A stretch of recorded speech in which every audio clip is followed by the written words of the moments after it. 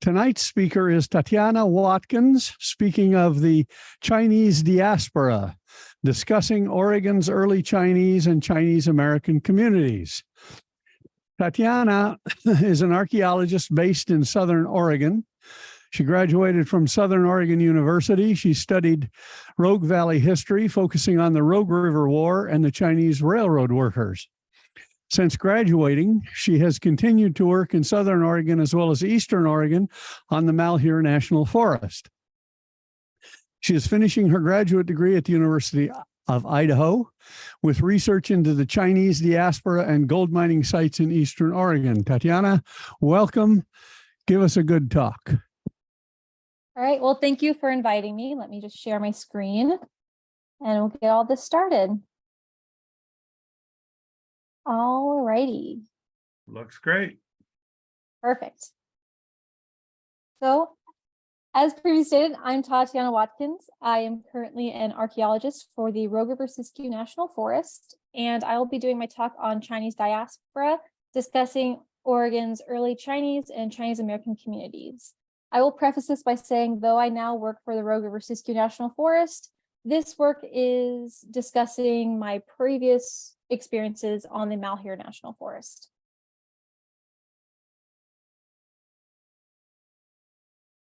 All right, so I wanted to start off with a breakdown of content discussed for this presentation. First, I'll begin with an overview of Chinese diaspora in the United States, from immigration from China to economic opportunities, as well as the constraints and discrimination perpetuated by white colonialists. Then I'll give a background on gold mining in Oregon, giving an overview on the types of technology used in earlier mining, the archaeological remnants of this exploration, and begin discussing some of the earlier Chinese miners of the area. To contextualize this work, we'll look at the history of anthropological and archaeological study into Chinese diaspora from its fruition in the 60s to the current work being conducted. The case study for this presentation revolves around the Oregon Chinese Diaspora Project, also called the OCDP, and the continual utilization of Passport in Time, also referred to as PIT, to conduct fieldwork. The results from this study look at what archaeologists can decipher through the archaeological records, as well as moments showing that there is still much work to be done in this field. So let's begin with Chinese migration. A large portion of Chinese people immigrated from the United States, from the Guangdong province in southeast China. This area is located near a major trading port. Emigration from this area started as far back as the 7th century, with migration to countries such as the Philippines, Vietnam, Peru, Chile, Australia, and New Zealand. And immigration to the United States started in the 1840s. This is when the US acquired trading privileges with China. Chinese immigrated to the US for several reasons, not just the above-mentioned cultural tradition. There are multiple factors in China, including governmental collapse, war, famine, and economic depression. Another driving factor was the California gold rush in the 1840s. Chinese began entering the country through primarily California, working as laborers in the gold fields, but there were also other methods of employment, which I'll talk about on the next slide.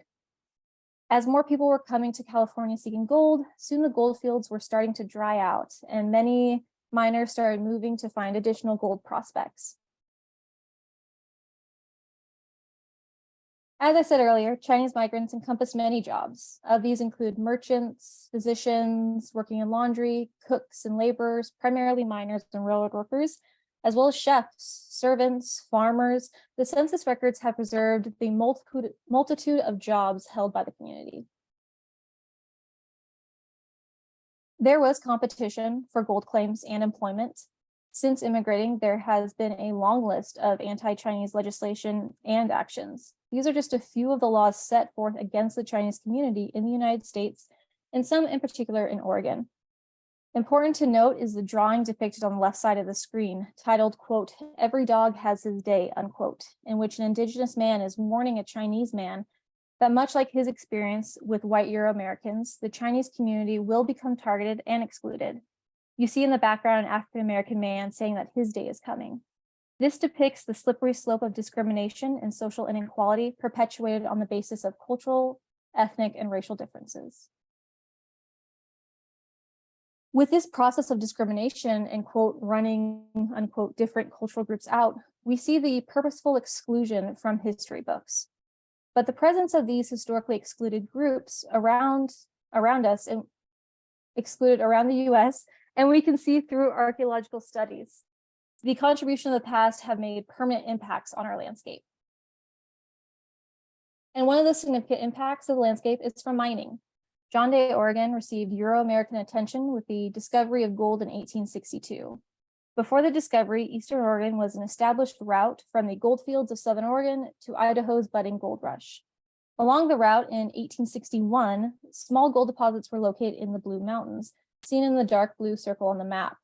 But the focus remained on the guaranteed profits of Idaho mining. However, by the time miners traveled from Northern California and Southern Oregon to Idaho, most areas of gold mining had been actively mined. This caused miners to retreat back to Oregon, where gold was discovered in Canyon Creek in 1862, spurring a mining boom in this rural area, which expanded north towards and along the middle fork of the John Day River and within the confines of the now here National Forest. When we're talking about early original mining, we're discussing placer mining. Placer mining is the process of recovering gold which has broken off from the main ore and are usually in alluvial deposits, meaning that they're found in creek beds. When you think of an old prospector, you think of the first photo, someone bent over the water with a gold pan. That is the first technology of placer mining through prospecting. Then, if this initial prospecting proves fruitful, more complex equipment is brought in, including small rockers, sluice boxes, and if the deposits prove it to be very valuable, more hydraulic mining will come in place using very pressurized water. And the technologies used in placer mining create these very significant scars on the landscapes that we archaeologists refer to as features. These can include prospect pits, ditches, placer cuts and wash pits, dams and reservoirs, and tailings, just to note a few. Each of these combined create what we call a mining complex, a full system in place to extract gold. While some of these features may have only been used one time or were continually utilized throughout the mining process, some can still be seen on the landscape today. We, as archaeologists, all of us, should be able to identify each of these components. So let's begin with ditches. They are used to transport water throughout a placer mine, and we see many different ditches associated with the mining.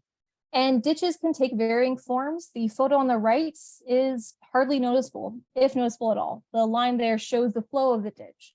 And sometimes they are as deep as the photo to the left. One of the benefits of current technology is that we have access to LiDAR. This arrow is showing where the mining ditch is today. Let's not forget prospect pits, usually the first step in the gold mining process. These are seen on the ground as small depressions with rocks normally piled near it, and we can see them pretty easily on LiDAR. Placer cuts and wash pits are when more extensive mining is taking place in an area, and these are these thick cuts in the landscape where water plus the mining party has either washed or shoveled that part away, or very high pressurized water has literally blasted through the earth. With these features, they require water sources, which means there is most likely a ditch at one end of the cut or more. Dams and reservoirs are not always found in mining complexes. However, if there is a substantial amount of work needing to be done in that area due to it being rich in deposits, a dam or reservoir could be constructed higher up to bring water down and extend the mining season. Tailings are just the waste of the mining. They're rocks. They are stacked usually within the placer cut or a wash pit as miners are working. These tailings can be smaller or more spread out depending on availability of movement. If there are a lot of workers in a very small mining setup, they may need to stack the tailings a little more carefully and more tightly to continue working and not worry about any type of rock collapse or lack of space. And with this mining process, associated artifacts can often be found within or adjacent to these complexes. Common artifacts include nozzles and penstock, which are used to pressurize and control water flows, gold pans used in initial prospecting, shovels to clear areas or bring deposits through a sluice channel to collect gold, And while all these elements create a mining complex where you can see where the work was completed, how it was constructed, there is one question we have to ask. Where are the people? How can we figure out as archaeologists who were working these complexes? What avenues of research do we need to find out? Well, we have to go farther than the material culture.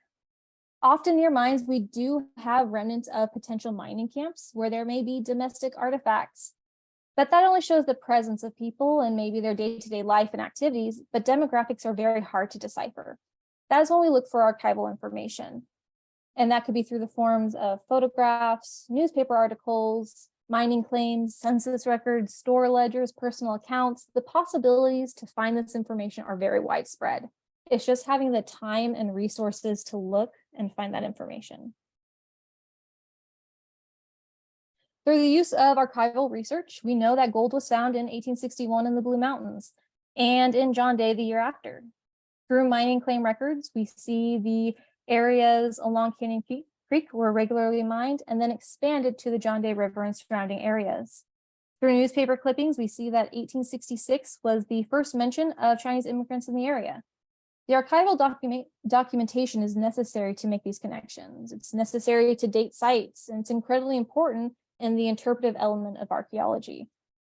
But how did this research into Chinese diaspora begin? Not just in Eastern Oregon, but in the United States as a whole.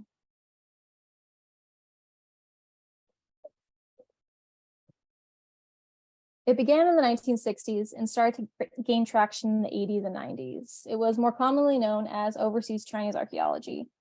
This time emphasized persistence of traditional culture combined with limited change. The Chinese migrants came to the US, worked, sent money home, and then had every intention to go home. Essentially, that the Chinese migrants had consistent and strong ties to China, and there wasn't an element of identity reconstruction in these frontier spaces. Now, while it can be correct that some Chinese migrants were intending on going back to their home, and many of them did go back to their homeland China, this theory tends to place Chinese immigrants in a box and doesn't offer much additional interpretation. The earliest archaeological work in this field was primarily in the 80s and 90s, focusing on artifact typology and identifying artifact assemblages unique to Chinese migrant sites. These included ceramics, dietary patterns, and the documentation of a range of site types, including rural and urban Chinatowns. The Asian American Comparative Collection in Idaho was founded in 1982 to help support early efforts of standardizing archaeological practices and understandings of material culture present in Chinese diasporic sites. In the 1990s and the early 2000s, there was this increase in conducting large comparative studies driven through cultural resource management projects in urban locations. Studies encompass material cultural and faunal analysis and helped create a more inclusive picture of Chinese diasporic experiences.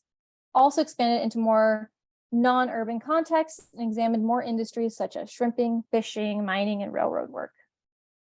In the mid-2000s to early 2010s, the discipline was increasingly published, and there was a broader discussion on topics such as racialization and consumerism. Recent publications have highlighted the diversity of experiences of Chinese migrant communities. New themes are also explored, including the responses to the anti-Chinese movement and the perceptions of Chinese people by non-Chinese observers, as well as exploring ways Chinese cultural practices and beliefs were transplanted and modified for life in North America. There has been a considerable expansion into this field in the recent years. There has been recognition that researchers in the field have not fully moved past descriptive studies of ethnic markers as verification of Chinese presence. There has been continual calls to reframe Chinese diaspora archaeology to acknowledge the connection between communities. There has also been a call for more interdisciplinary collaboration between archaeologists, historians, other applicable fields, and descendant communities. Now, I have used the term diaspora many times in this presentation, so let me take a step back and define this term. Diaspora is used in many different contexts in the archaeological community, and with that come many different definitions. So how I define diaspora is as a spatially dispersed groups whose continual relationships are determined through shared histories, cultures, and impacts of racialization. Diaspora is also a theoretical and methodological tool investigating the experiences of displacement, tracing specific groups from a homeland to a new setting, and can compare linkages within other groups of the diaspora. It is also a subconscious or even presentation of identity, the acknowledgement and connection to a homeland which has been separated due to movement. Now, how am I using this in my work? How am I utilizing the resources around me to discuss this subject? Well, I'm not doing it alone. The Oregon Chinese Diaspora Project, the OCDP, was founded in 2016 through a partnership with the Malheur National Forest and the Southern Oregon University Laboratory of Anthropology, also known as SULA, as many of you probably know.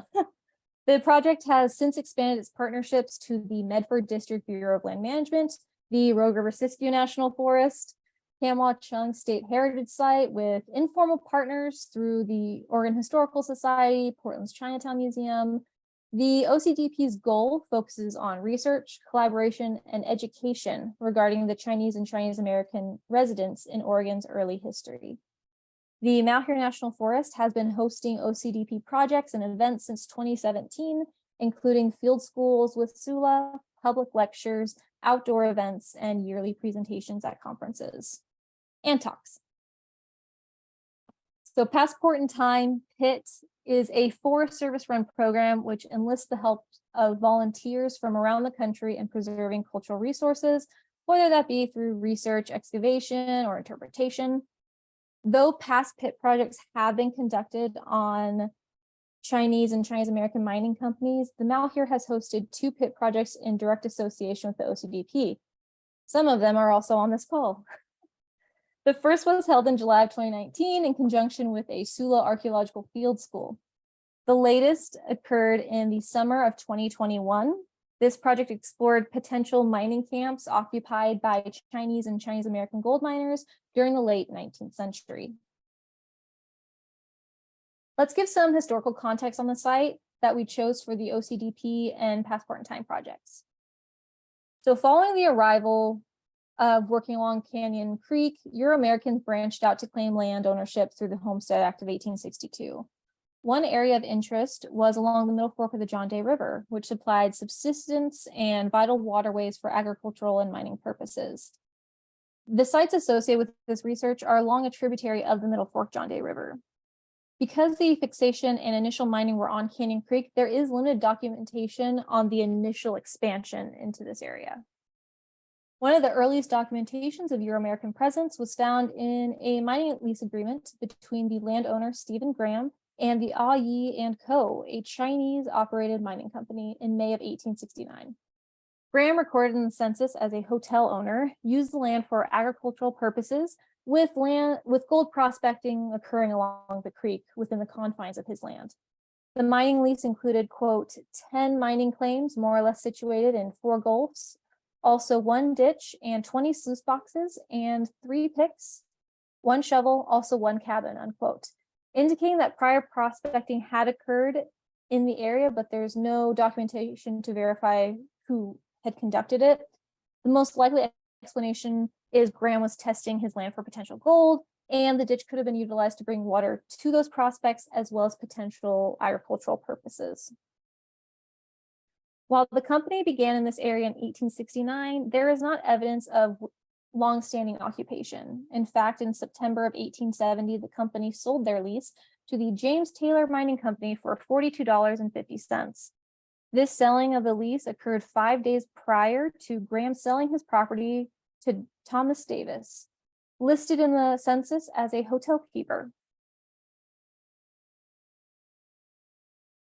Following the Ah Yi and Co.'s presence on this tributary, additional mining regularly occurred in and around the area. While there is not many mining claim lease agreements of this area, newspaper reporting offers a broad timeline of mining in the area. It was consistent. A write-up in 1895 reported good claims along the creek with continual mining planned for the following spring. As placer mining became a less practiced form with lode mining dominating the landscape, this area continued to profit miners. An article in 1913 reports owners making a profit of over $50,000. A 1941 overview of mines in Oregon note that the area is undergoing a recent resurgence of mining activity, and the water available is sufficient for a mining season of 3 spring months and 1 fall month. The continual presence of mining, as well as the profitable mentions in the newspaper articles, show that this area was financially beneficial to mining companies. This begs the question, why did A.I. & Co. Mining Company only work for 17 months prior to selling of their lease? Was this due to financial prospects elsewhere, or is this in direct association with Graham selling his property 5 days following the transfer of mining rights? The goal of the fieldwork was directed at determining where the company worked and if there was evidence explaining why there was only a 7-month occupation, if the company had only planned a short-term stay in the area or planned on continuing there for a long-standing period.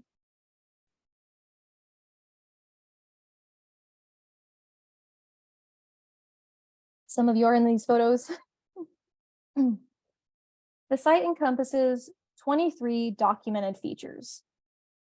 Most of these features are associated with the mining of the area, with the exception of railroad spurs that are located along drainages and 2 potential features associated with most likely railroading.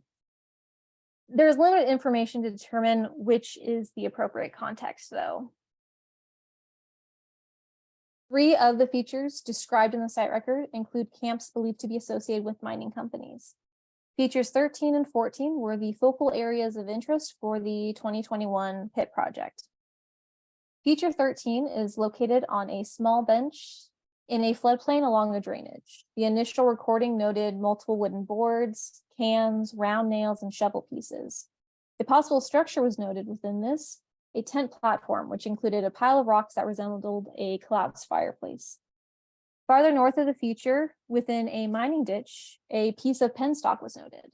And southwest of this tent platform, a small plaster cut was observed, and directly east of the feature, running along a drainage, is a railroad grade. Feature 14 is described in the site record as containing 2 badly deteriorating structures, and surface artifacts noted included can fragments, glass, ceramic sherds, as well as labor tools, including a pickaxe and a shovel pieces. Limited subsurface testing was conducted using a metal detector, and testing hits near the southern structure uncovered a bullet, 2 can pieces, square nails, and glass. Site 1333 has been documented in the archaeological record since 1993. The site is situated in the midst of extensive mining with visible features including a dam, placer cuts with associated tailings, and multiple ditch systems. This cabin site is located east of the tributary described in the 1869 mining lease agreement between A.I. & Co. and Graham, providing documentary association with this mining company and the landscape surrounding the site.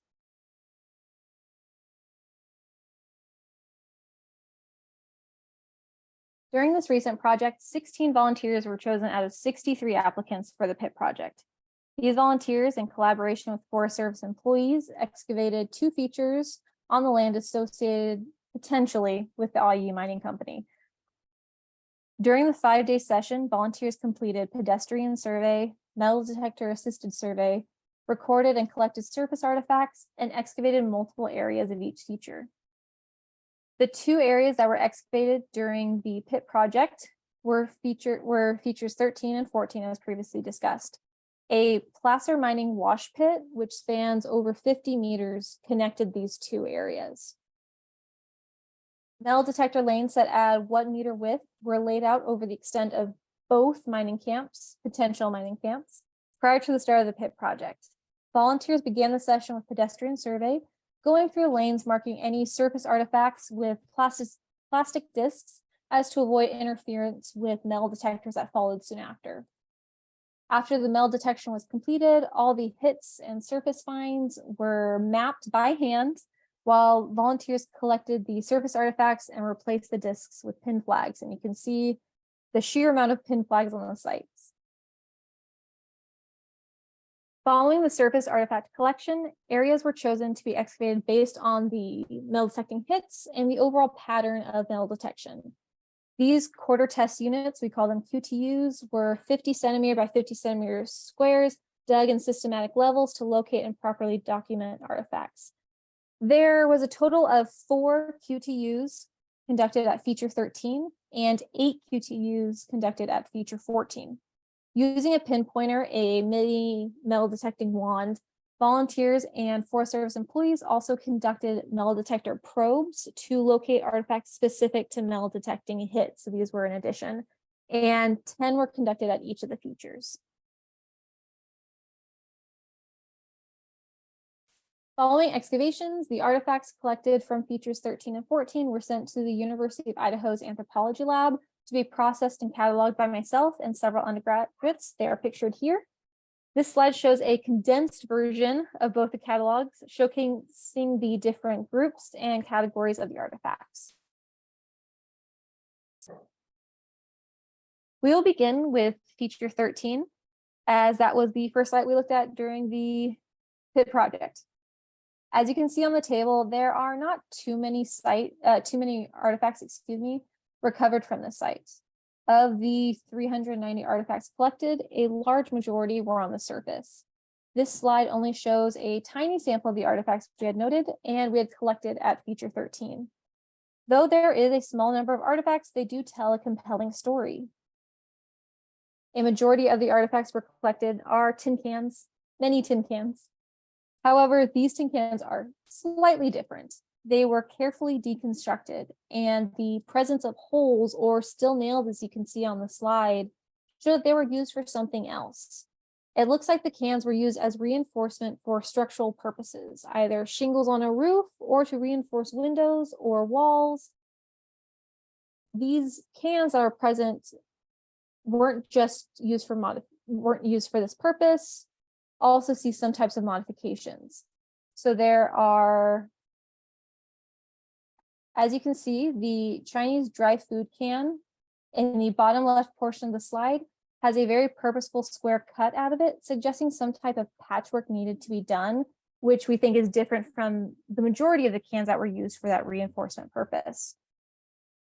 While most of the artifacts are described through indefinite uses or structural remains, there were still domestics and activities that could be noted through the archaeological record.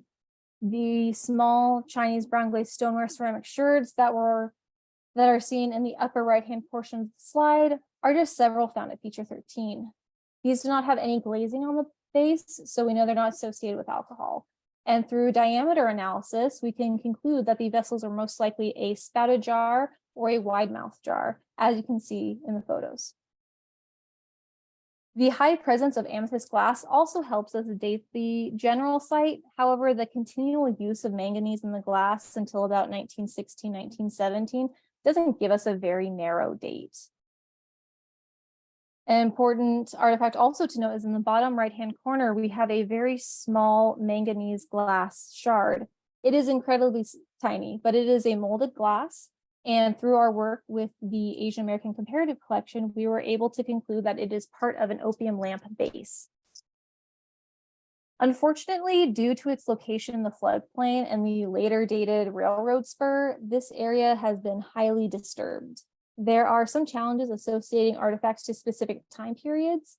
With feature 13, we heavily utilized the primary documents and the mining claims and the datable artifacts we could find. Feature 14 went through the same methodology as feature 13, and the artifacts collected were wildly different than feature 13.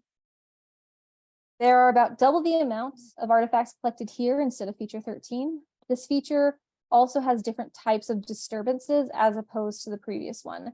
There is a decommissioned Forest Service road that goes straight through the feature. There are multiple mining ditches going through it.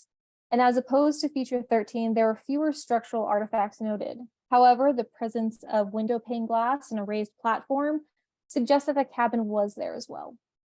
There was a large variety of artifacts in feature 14 compared to the previous one and more datable artifacts.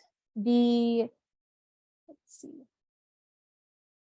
bitters bottle and beer bottle on the top right-hand side of the slide give us a date range of about 1860 to 1884. In the right-hand side of the slide as well is a small little tobacco tin tag. Hopefully you all can see it with the word Bengal on it.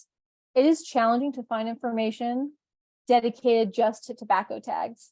However, I could get available date ranges using newspapers and the times in which this type of tobacco was advertised, which gives us a date range of about 1885 to 1893.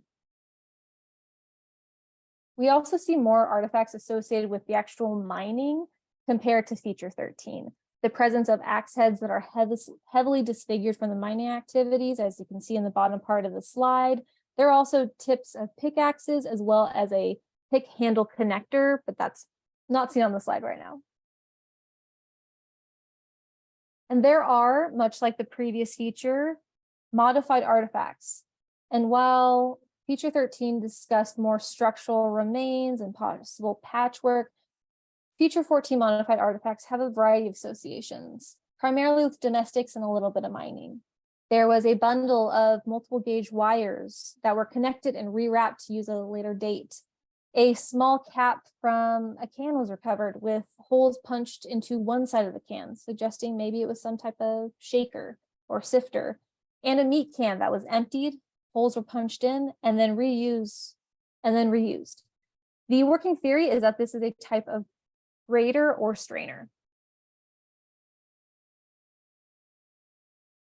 Now, I know this slide is very word heavy, very table heavy, but this is the catalog for the 1333 sites. These artifacts are housed at Southern University's Laboratory of Anthropology and were processed there.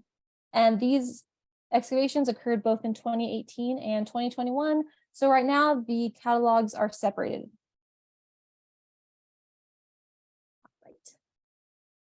So this site offers a narrative of long-standing occupation compared to the previous ones. The table on the bottom right-hand side is a combined table of both the 2018 and 2021 artifacts recovered.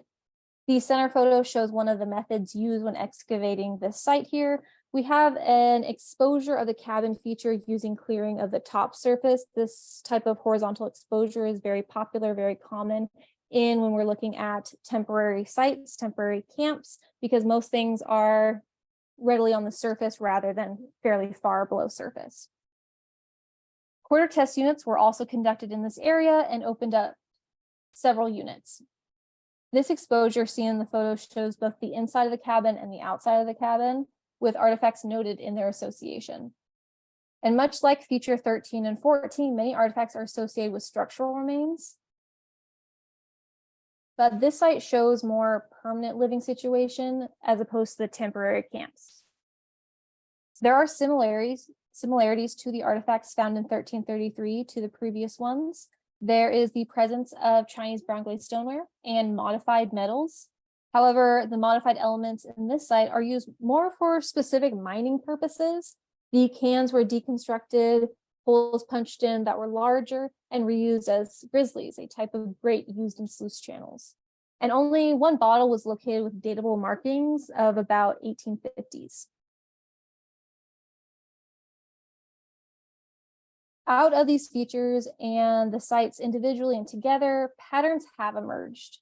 We can see that feature 13 and site 1333 are possibly related using primary documents and comparing the artifact typologies. 1333 was the long-standing camp for the OAS Co. company and was used primarily as the home base for many of the miners. Feature 13 looks to be a temporary camp used as the company expanded its presence in that mining area, testing where gold-rich soils were. The working theory is that feature 13 was shortly abandoned, primarily due to the lack of gold and the miners continuing north up the drainage. However, the sheer number of reinforcement artifacts, those modified cans, conflict with this narrative to a certain extent. With the effort that goes into reinforcing a dwelling, it looks as though this feature itself was abandoned for another reason, possibly the selling of the land itself. Feature 14 is also a long-standing camp, but at a later date. Some artifacts date to before or around the OAS company. However, most of them are associated with the 1880s, at least 10 years after that company left. Based on primary documents, mainly newspaper reports, and some mining claims we were able to locate at the county clerk's office, Feature 14 is associated with a Euro-American mining camp that continually mined in that area for a long-standing time, and the presence of potentially 2 cabins suggests long-term occupation. And while this feature isn't associated with the Chinese mining community in John Day, we now have a later dated Euro-American site that we can use as a reference point to mining camps at the time.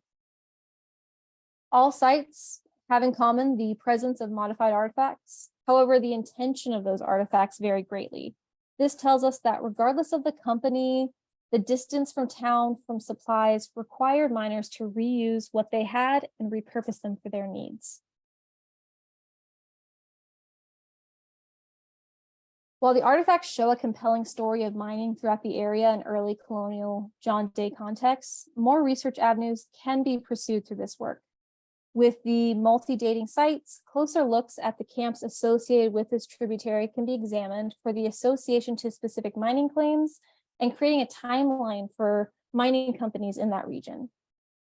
There is also always more work that can be done in this site or any site. Too many rabbit holes to go down when given the reality of deadlines, of funding, and the ongoing list of current projects that need to be prioritized. It can get tricky. But in the larger context of Chinese diaspora studies, there are general overview elements that we need to focus on and need to make a priority. There are many common misunderstandings about Chinese diaspora communities that are still happening today. A benefit through this project is the encouragement and ability to engage with the public during archaeology days, talks, and presentations to explain the work that we're currently doing to garner interest in our study. But through that, I've noticed that there is a shared public memory of the Chinese American experience, as flawed as it is.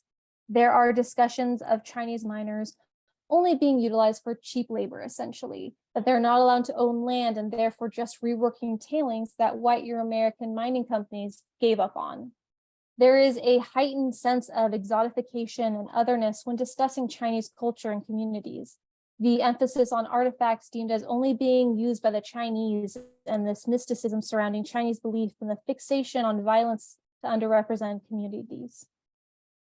The othering of a community creates a further disconnect that we as archaeologists should be demolishing. And through this work, we have the ability to confront some of those misunderstandings. We know that Chinese mining companies and miners have agency, that there are formation of mining companies being the first ones to lay claim to an area for mining. The partnerships and connections made within the community outside of their culture are seen through the continual celebration of Long On and Ing He from Kam Wah-chung and John Day. We learned that just because an artifact was imported from China, it does not mean that a Chinese individual was the only one allowed to use that object.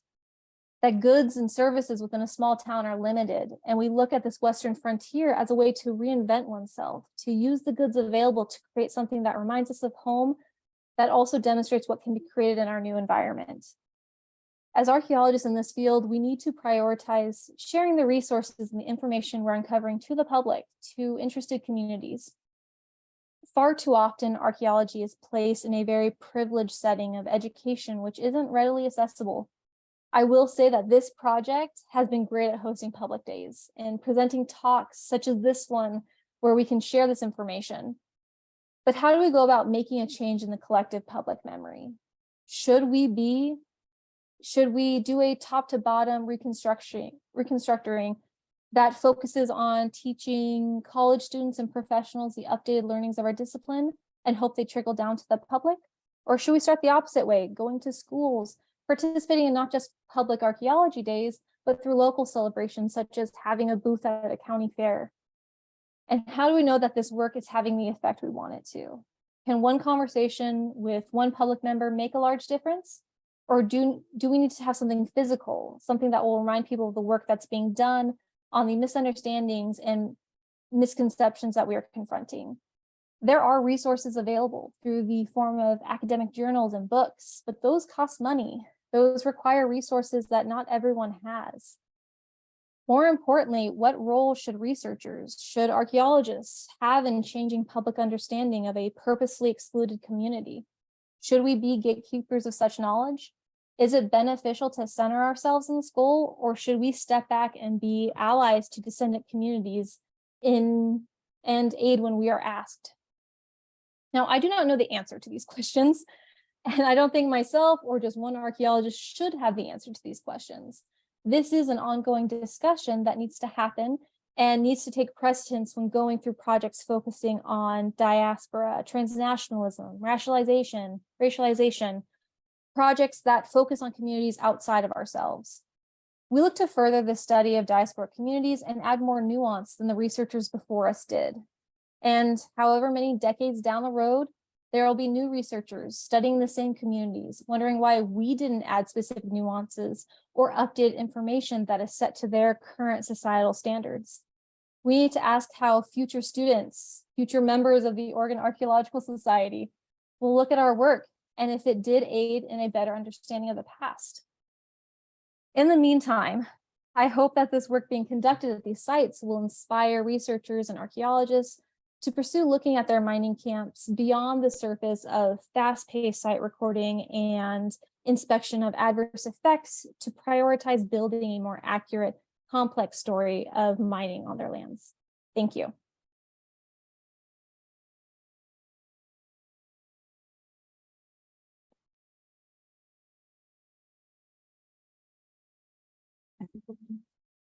Thank you very much, Tatiana. That was really great.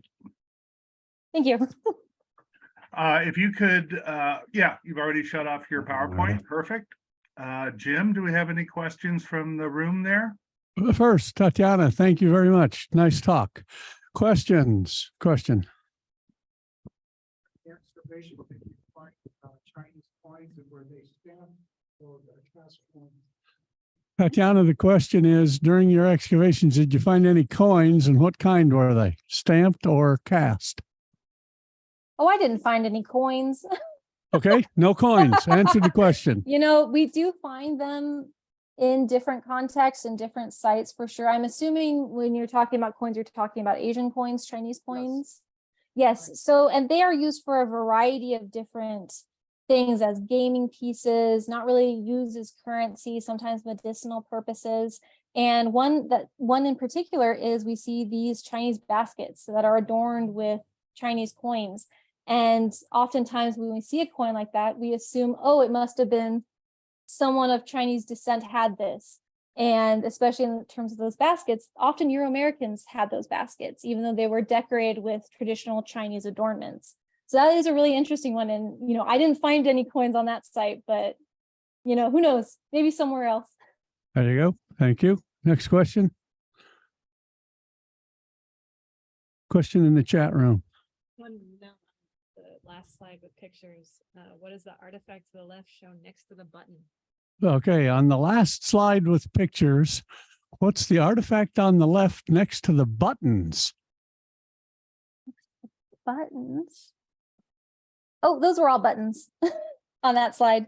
Let me see. Yep. So that it had 3 different photos of 3 different types of buttons. Okay. Other questions? Dave. We have nothing else from the chat. Are you going to be on the Southern Oregon project this summer, Tatiana? Oh, I hope so. It's on my forest. I am. I think that's really, a yes. I am So really hoping to be a part of that. You know, Chelsea Rose from Sula, she's the director of the OCDP. And so we're hoping in any way that our forest can support her and her students. Cool.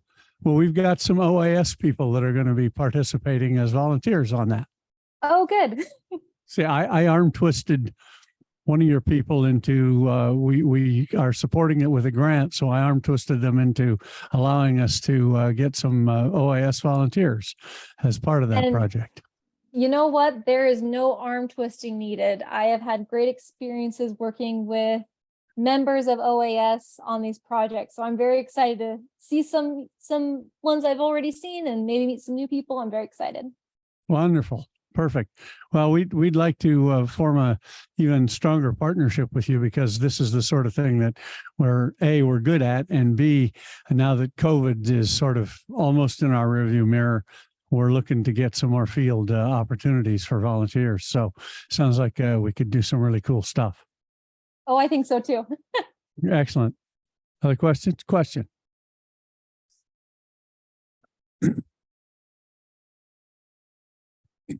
Are there any descendants of the Chinese people who come to these projects who participate? Yes, not as many as one might assume. You know, the issue that we have is there are some photos that were on the PowerPoint of census records, and unfortunately, the record keeping for actual names is very hard to track and is very hard to trace. So there are absolutely Chinese American community members who have been a part of the project, and maybe some have, and I know some have ties to Chinese miners from this area at that time, but it is very hard to make those lineage connections. Okay. David, you got any more on the chat? No, we just had that one. Okay, so we're going to call it a night. Tatiana, thank you again. Cool stuff. Hope you have a good summer. And that's it, folks. We're get to head home. Alrighty, thank you everybody so much. I really appreciate this opportunity. Thanks for everything, Tatiana. We really enjoyed it. Of course, have a great night. Okay, Safe take travels. care. Bye. Okay.